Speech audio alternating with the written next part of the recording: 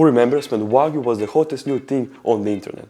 But since then, a lot has changed. In this video, I'm going to explain why the hype around the world's best beef has dropped and why you'd be crazy not to take advantage of it right now. So if you ever wanted to experience a true Wagyu steak, now is the best time. And not only will I show you how to cook it to absolute perfection, but more importantly, I will give you a whole new game-changing way to think about Wagyu. So let's jump in. Since 2014, Japan has not doubled, not tripled, but increased its Wagyu beef exports 7-fold.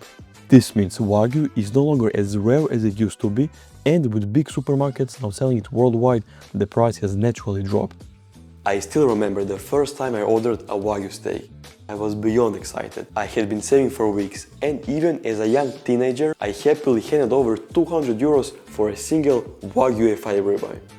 It was expensive, but for me it was worth every cent. Back then that was a normal price, but today you can get the same Wagyu for 64 euros. I mean, look at that amazing steak. That's a massive price drop for something so special. But here's the issue. A lot of people don't know how to truly enjoy Wagyu. They treat it like a regular steak, while Wagyu is so much different than any other beef type that I will place it in a separate category. Here is how I want you to think. Steaks are, in my opinion, by far the best food on the planet. There's nothing like eating and cooking a good steak. One thing that makes steaks so good is the fat and their intermuscular fat. Wagyu, which literally means Japanese beef, is prized for one thing above all else: its ability to naturally produce insane amounts of fat. The Japanese saw this unique trait and thought, we can't compete with other countries on price, so let's dominate in quality. And that's exactly what they did. Over decades, they perfected breeding, feeding and raising cattle to push marbling to the absolute limit. The results were a level of richness and tenderness that no other beef in the world can match. Some Wagyu farms raise their cattle for more than 5 years just to create a superb product. Think about that. Years of work, precision and patience just to get that perfect cut. That's why I happily purchase premium beef. Because it's not just beef, it's a form of art that you don't get to enjoy every day. Now, high-grade Wagyu is incredibly tender, juicy and rich, while it has a light, delicate fattiness that melts in your mouth. But here is where most people fail. They don't trim it properly.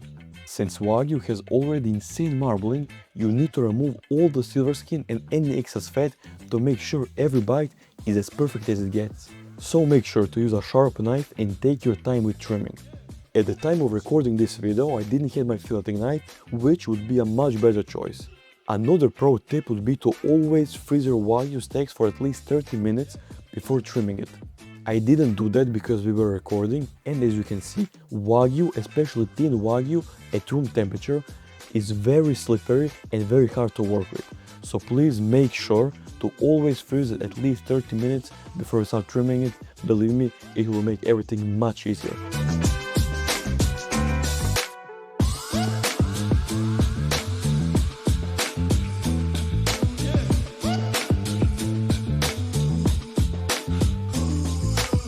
Whenever you are cooking steaks, whether it's for yourself, your friends or a family, it should always be an experience. That's why I always include both regular steaks and Wagyu in the same meal. Why? Because Wagyu isn't meant to be eaten like a normal steak. It's rich, intense and special, and when you serve it alongside a great traditional steak, it enhances the experience even more. Even though Wagyu is much cheaper than before, still it's really expensive, and with a steak special like this, there's no room for mistakes. So let me show you exactly how to cook it to perfection. Okay, today I'm gonna use a normal pan sear method. As you can see, those steaks are pretty thin, especially if you look at this longissimus muscle, so this is the eye of the ribeye, it's really thin. So the best way would be to cook it as a whole. There's another method when you're cooking Wagyu, when you actually slice your steak into bite-sized cuts and then you have multiple mini steaks. This is, I would say, an even better method, but if you have a slightly thicker steak. So today we're gonna use the pan sear method for this one. When it comes to pan searing, not just Wagyu but any steak, having the right pan is crucial. This is stainless steel.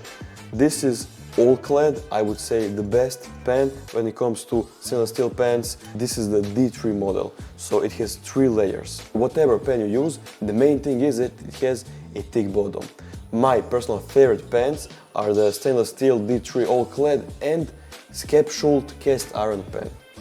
Okay, so now the pan is getting the temperature. Our steaks are dry, so we dry the surface, and now we're gonna use this fat sliced in half just to slightly grease the pan. Actually, we don't even need to use any fat for this, but I like just to add a little bit of the fat so we grease up the pan. As you can see, currently this temperature is too hot. We can see that by the smoke. So whenever your pan is a little bit too hot, just move it off the heat for a few seconds and let things calm down. Okay, we can leave it here.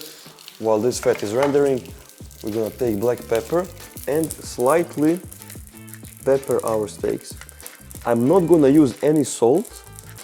I'm gonna just use black pepper on both sides. I always recommend using black pepper. For me, it's the best for steaks. Okay, so now the pan is oiled and hot. Our steaks are dry and peppered, and we can start searing our steaks. Always make sure to have full contact.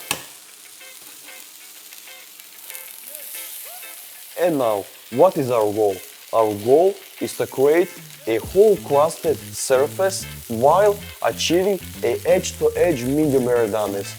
And this is my definition for a perfect steak. I haven't put this steak inside because it's the smallest and it will cook the fastest. So now we need to let the crust naturally form. The main goal is that our steaks have full contact with the pan. Okay, so the temperature is actually too hot. It's my 7. I'm gonna place it on 6. And now I'm gonna flip my steak. So as you can see, beautiful whole crusted surface. And now I'm gonna add this steak. So the temperature was definitely too hot, no problem. We always need to manage the heat properly. And now we are forming the crust on the other side. The goal is to create a crust as fast as possible without burning the steak.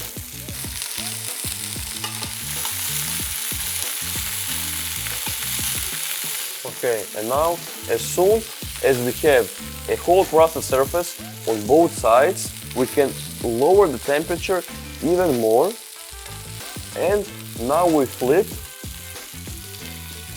until the internal temperature reaches around 43 degrees Celsius. Look at this amazing crust. This is exactly what you want.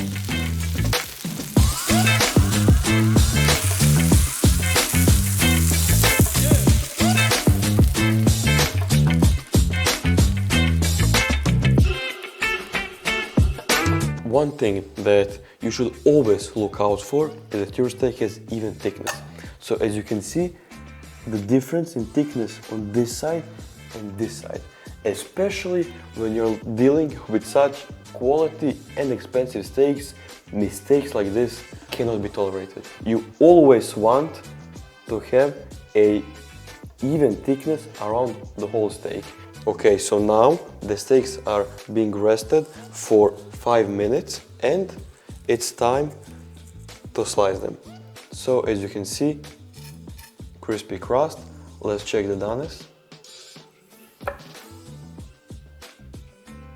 And this is perfect edge to edge medium rare doneness. This is exactly how your Wagyu steak should look. Perfectly cooked, beautiful crust, edge to edge doneness, and this is what I call the perfect steak.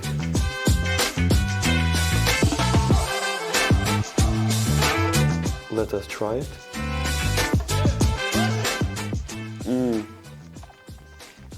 Exactly what you want.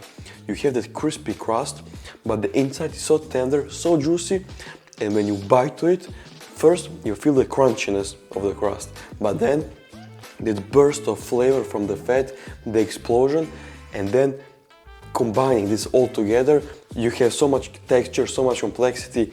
this is truly a perfect steak.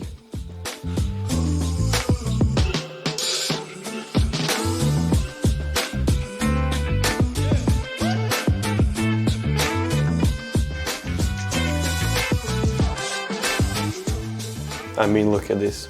Wow. So take advantage of this Wagyu price drop, treat your loved ones with this, and give them a memory they will never forget. Until next week, stay calm.